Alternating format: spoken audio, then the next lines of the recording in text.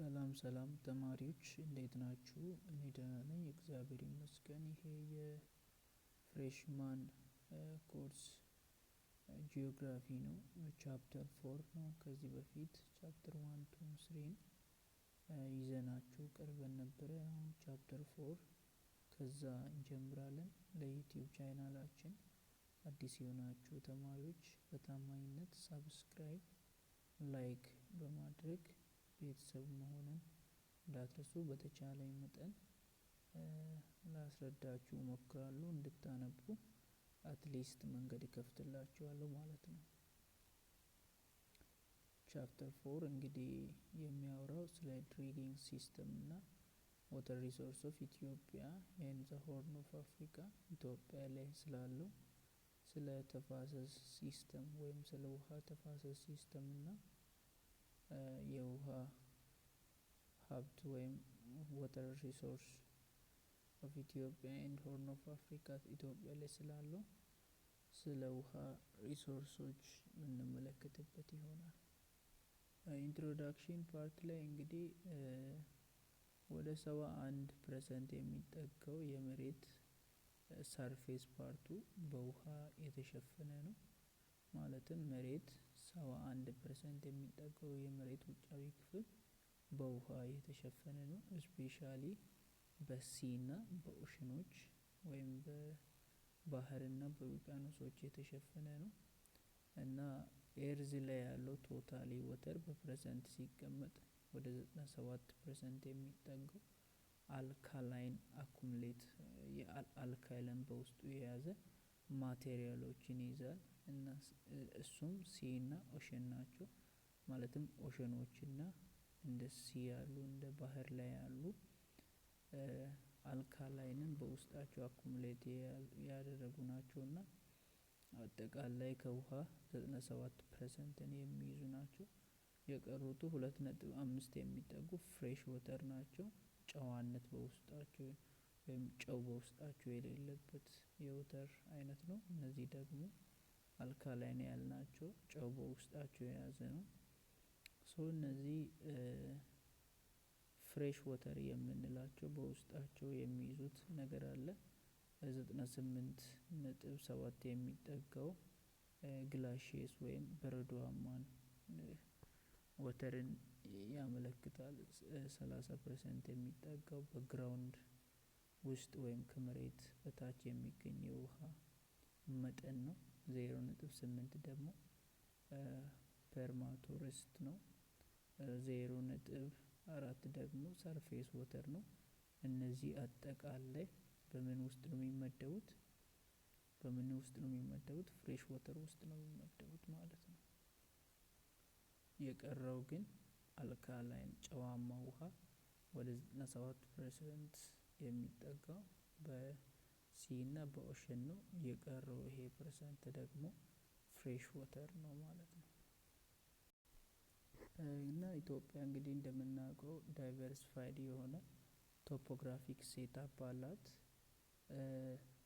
ሪሌቲቭሊ ሃይ ሬንፌል and it is nearest to equator made the country to have largest volume of ground and surface water እና ወደ መሬት ወገብ እየተጠጋ የሚሄደው ኤሪያ አብዛኛው ጊዜ ያ ሰፈር ምን ያገኛል? ትልቅ የሆነ የውሃ መጠን የማግኘት ፕሮባቢሊቲ አለው። ምክንያቱም እዚህ ሰፈር ሃይ ሬንፌል ትልቅ የዝናብ መጠንም ስለሚገኝ እዛ ኤሪያ ውሃ የማግኘት እድሉ ከፍ ያለ ነው። ስለዚህ ምድር ላይ ወደ ኢኩዌተር የተጠጋው የመሬት ኤሪያ ትልቅ የሆነ የግራውንድ ወተር እና የሰርፌስ ወተርን ይይዛል ማለት ነው። የመሬት ወገብ አካባቢ ላይ የሚገኙ ብዙ ሰርፌስ ወተሮች እና ብዙ የግራውንድ ወተሮች ይገኛሉ። ወደ 0.7 የሚጠጋ ፐርሰንት ቶታል ማሱ የኢትዮጵያ በውሃ የተሸፈነ ነው። ማለትም 0.7 የሚጠጋ በውሃ የተሸፈነ ነው። እና ሀገራችን እንግዲህ surface water potential is studied in different integrated river basin master plan estimated to 124.4 ቢሊዮን ኪዩቢክ ሜትር እና በኢትዮጵያ ላይ የሚገኘው የውሃ መጠን በቮሊዩም ሲለካ 124.4 ቢሊዮን ኪዩቢክ ሜትር የሚጠጋ የውሃ መጠን አላት። በዚህ ምክንያት የተነሳ ኢትዮጵያ የውሃ ገንዳ ተብላ ትጠራለች። በኢስተርን አፍሪካ ውስጥ የውሃ ገንዳ ተብላ ትጠራለች ማለት ነው። አጠቃላይ በኢትዮጵያ ውስጥ ላይ የሚገኘውን የተፋሰስ ሲስተማትን ወይም ድሬጊንግ ሲስተም የምንለውን ለማጥናት ወይም ለማወቅ እንዲመቸን ብለን ለሶስት ቦታ እንከፍላለን። የመጀመሪያው ሳውዝ ኢስተርን ድሬጊንግ ሲስተም የሚባለው፣ ሁለተኛው ዌስተርን ድሬጊንግ ሲስተም፣ ሶስተኛው ደግሞ ሪፍት ቫሊ ድሬጊንግ ሲስተም ነው። ይሄ ምን ማለት ነው? ለምሳሌ እንዲገባን ይሄን የኢትዮጵያ ካርታ ነው ብላችሁ ብትወስዱ የኢትዮጵያ ካርታ ነው ብላችሁ ብትወስዱ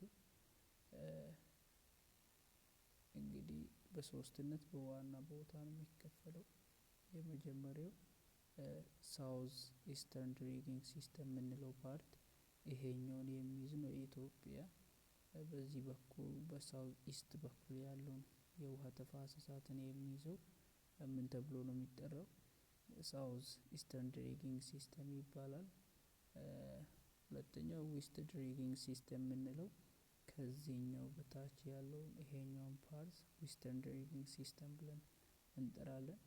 ሪፍት ቫሊ ድሬጊንግ ሲስተም የምንለው ይሄ የመሀለኛውን የመሀሏን ፓርት እንደዛ ብለን ሪፍት ቫሊ ድሬጊንግ ሲስተም ብለን እንጠራለን ማለት ነው። እያንዳንዱንም በየተራው እንመለከት። ከዚህ ከሶስቱም የመጀመሪያው እንግዲህ ዌስተርን ድሬጊንግ ሲስተም የምንለው ነው። ይህ ዌስተርን ድሬጊንግ ሲስተም የምንለው በኢትዮጵያ ከሚገኙ አጠቃላይ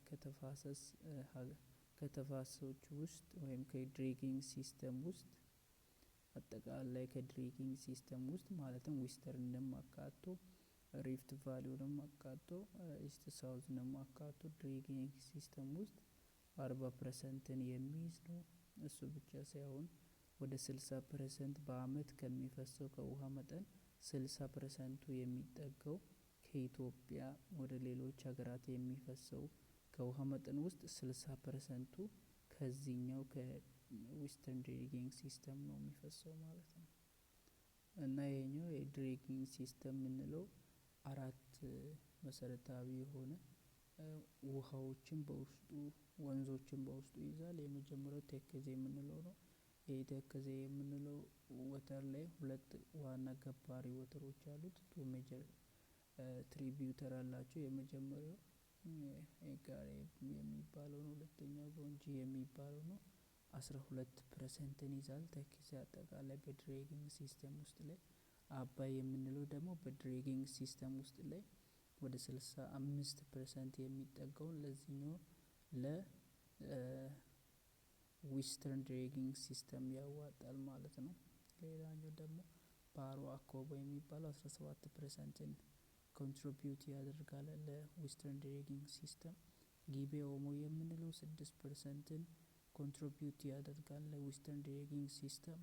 እና ከነዚህ ውስጥ ደግሞ ኦሞ ወይም ጊቤ ብለን የጠራነው ይሄ 6% ያለው ፍሎ የሚያደርገው ይነሳና ወደ ሳውዝ ፓርት ነው።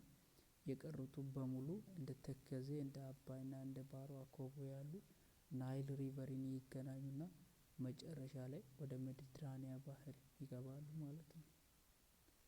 እና ለዌስተርን ድሬጊንግ ሲስተም ኮንትሪቢዩት ከሚያደርጉት መካከል 12% ኮንትሪቢዩት የሚያደርገው የተከዜ ሪቨር የምንለው ምን ይሆናል?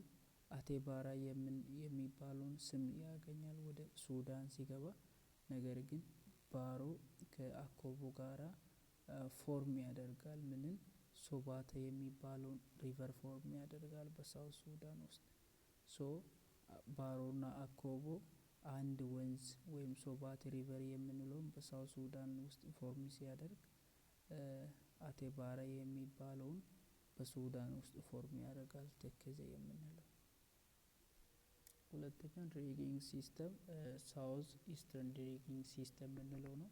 ይሄ ሳውዝ ኢስተርን ድሬጊንግ ሲስተም የምንለው the basin which is mainly drained by ዋብሼበሌ ኤንድ ጌናሌ በዚህኛው በሳውዝ ኢስተርን ድሬጊንግ ሲስተም በምንለው ተፋሰስ ሲስተም ውስጥ ላይ ዋብሼበሌ እና ጌናሌ የምንላቸው ሪቨሮች አሉ እና ስሎፕ ሳውዝ ኢስትዋርድ አክሮስ ዘ ላርጅ ወተር ዲፊሸንሲ ፕሌን እና ይሄኛው ጌናሌ እና ዋብሼበሌ የምንለው ሪቨሮች በጣም ምንም አይነት የውሃ አማውንት የሌለባቸውን ደረቃማ ሜዳዎችን በማቋረጥ የሚታወቁ ወንዞች ናቸው።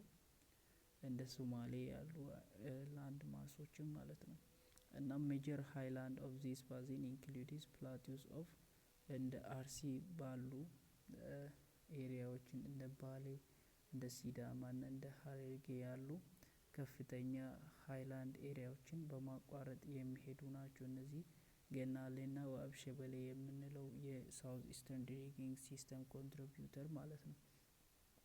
እና እዚህ ጋር ዋብሼበሌና ጌናሌ የምንለው በጣም አክሮስ ያደርጋል፣ ብዙ ቦርደሮችን አቋርጦ ይሄዳል፣ እስከ ሶማሊያ ይሄዳል እና 25% የሚጠጋውን የውሃ መጠን ይዛል። ከኢትዮጵያ በአንድ አመት ውስጥ ከሚፈሰው ከውሃ ውስጥ 25% የሚጠጋው በአመት ከሚፈሰው ከዚህ ከጌናሌና ከዋብሼበሌ ነው የሚፈሰው ማለት ነው።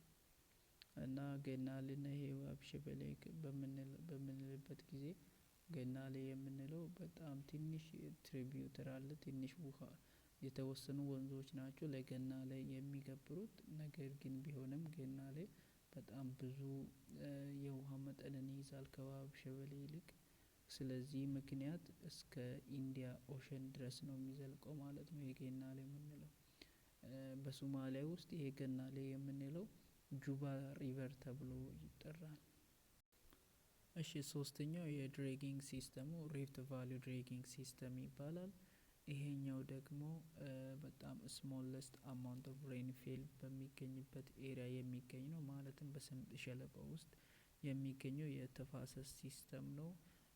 ለምሳሌ ይሄን የኢትዮጵያ ካርታ ነው ብላችሁ ብትወስዱ ይሄን ዌስተርን ፓርት ነው ብትሉ፣ ይሄኛውን ደግሞ ሳውዘርን ፓርት ነው ብትሉ፣ ይችኛዋ ፓርት እንግዲህ ሪፍት ቫሊ ድሬጊንግ ሲስተም የምንለው ነው። ይሄ ደግሞ በጣም ዝቅ ያለ ቦታም እስከመሆኑ አንጻር ስሞለስት የሆነ የዝናብ መጠን ያገኛል እና ከፍተኛ የሆነ ኤቫፖሬሽን አለ። ስሞል ከችመንት ኤሪያ ነው። በጣም በገደላ ገደል የተከበበ ነው። ማለትም ለምሳሌ ይሄን እንደ ኢትዮጵያ ካርታ ብትወስዱ ወደዚህ እንዳይሄድ ተፋሰሱ በዚህ በኩል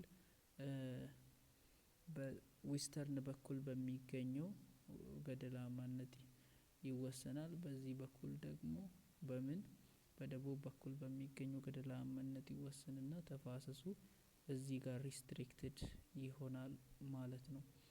እና ሃይላንድ which start right from the edge of escarpment እንዳልኳችሁ በሁለት ገደላማነት ምን የሆነ ነው እየተከበበ ነው ማለት ነው። እና የሪፍት ቫሊ ድሬጊንግ ሲስተም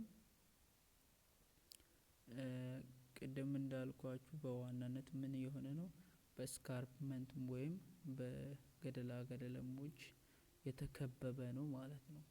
እና እሱ ብቻ ሳይሆን በዛ ኤሪያ ላይ የሚገኘው ብቸኛ ወንዝ ተፋሰሱን የሚቆጣጠረው አዋሽ ሪቨር ይባላል። the only major river in basin that አዋሽ ሪቨር። እና ፓርት 1 ይሄን ይመስል ነበረ። በፓርት 2 እስክንገናኝ መልካም ጊዜ ይሁንላችሁ። ዩቲዩብ ቻናሌን ሰብስክራይብ በማድረግ ሼር በማድረግ ላይክ በማድረግ አብራችሁን ቆዩ። ጀስት እኔ ሀሳቡን ነው የምነግራችሁ፣ ዲቴይሉን ደግሞ እያቆማችሁ ማየት ትችላላችሁ። መልካም ጊዜ